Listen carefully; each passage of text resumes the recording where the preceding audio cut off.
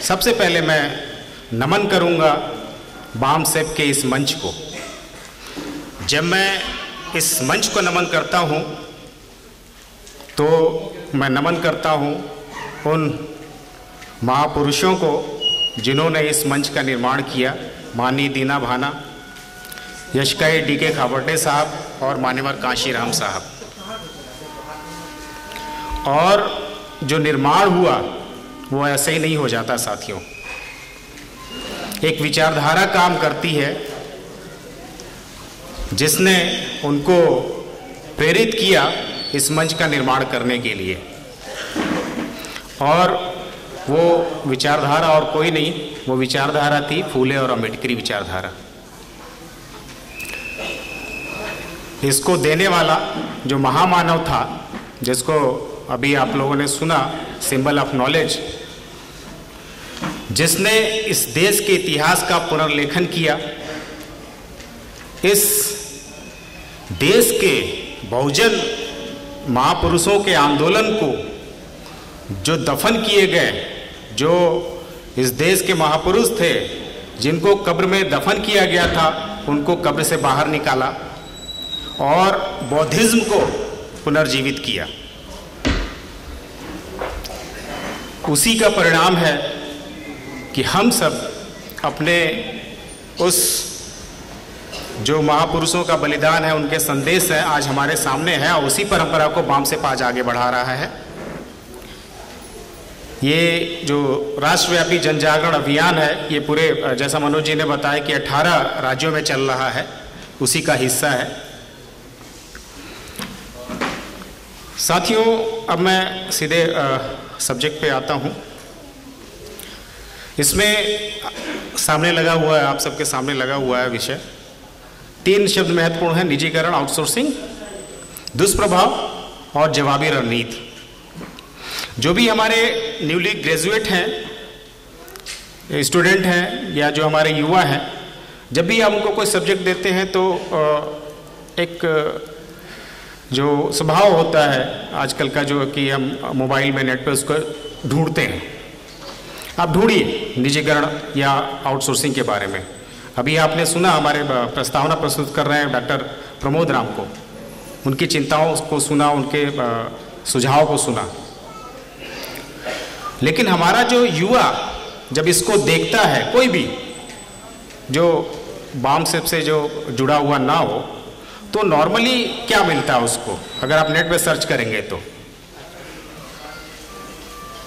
प्रभाव, एक बुरा प्रभाव होता है, एक अच्छा प्रभाव होता है। हमने यहां क्या रखा है? दुष्प्रभाव।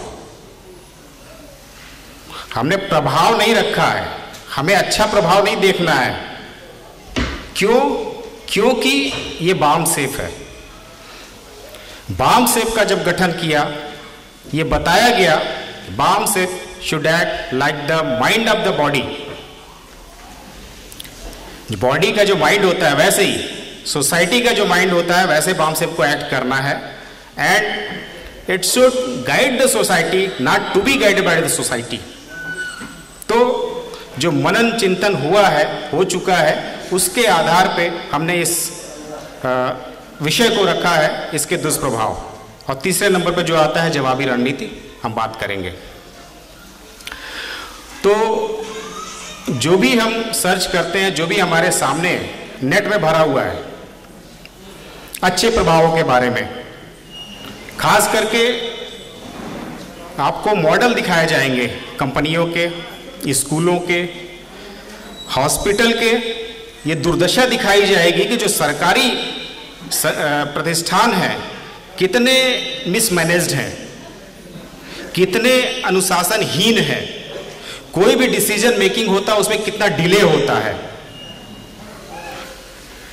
और यहां बात करते हैं वो एफिशिएंसी की, डिसीजन मेकिंग की।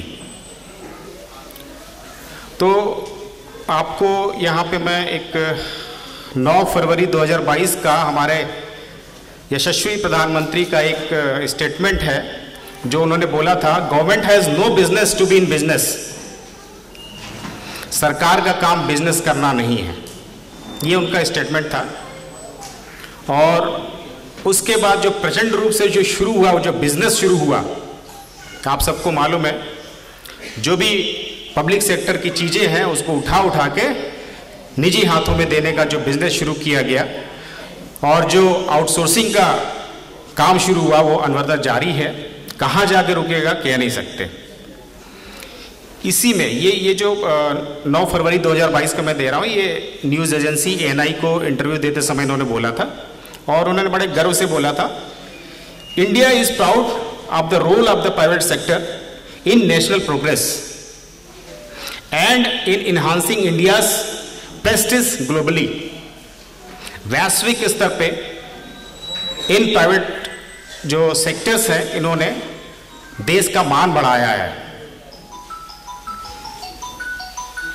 और आप सबको मालूम है कि अभी हम लोग एक बहुत बड़ी महामारी से उभरे हैं। कोविड-19 अभी गुजरा है और क्या दशा थी ये आप सबसे बिल्कुल भी छिपी हुई नहीं है। पूरे विश्व ने देखा किस तरह से लाशें तैर रही थी, नदियों के किनारे फेंकी गई थी। हमारा जो सिस्टम था कितना बुरी तरह फेल हुआ और प्राइवेट सेक्टर कहां खड़ा था आप सब सोच सकते हैं। इतना ही नहीं, अगर आपको हकीकत जानना है तो आप उठा के देख लीजिए हंगर इंडेक्स में हम कहाँ हैं, नाम कर रहे हैं।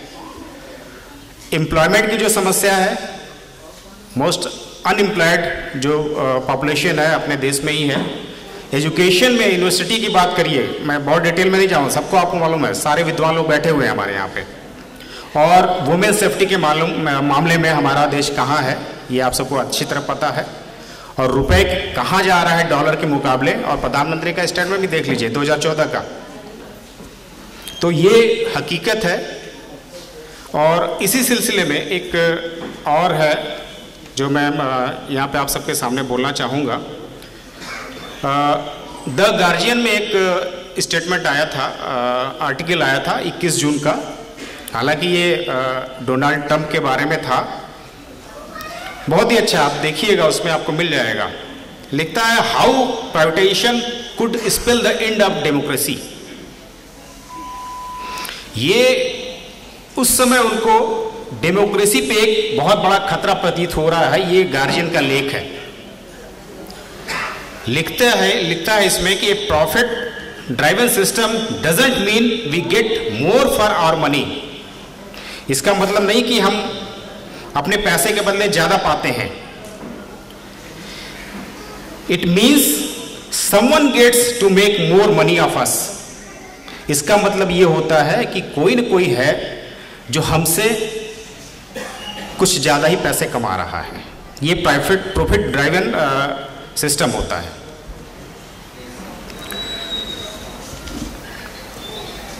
दशकों का जो ये नियो लिबरलिज्म है, नव उदारवाद जिसको बोलते हैं, इसने हमारे सोचने समझने की शक्ति को बिल्कुल इकोनॉमिक तरीके में ला दिया, ढाल दिया है।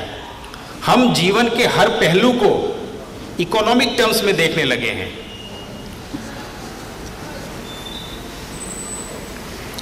किसी भी चीज को हम नॉन इकोनॉमिक टर्म में नहीं देख रहे हैं आजकल। उसमें उन्होंने बोला था, यूएस में बोला था कि गवर्नमेंट को कोई प्रेसिडेंट या पीएम नहीं चाहिए, उनको एक सीईओ चाहिए। तो साथियों, यहाँ पे काबिलियत और अनुभव की बात हो रही है। उसी आधार पे ये प्राइवेटाइजेशन को बढ़ावा दे रहे हैं।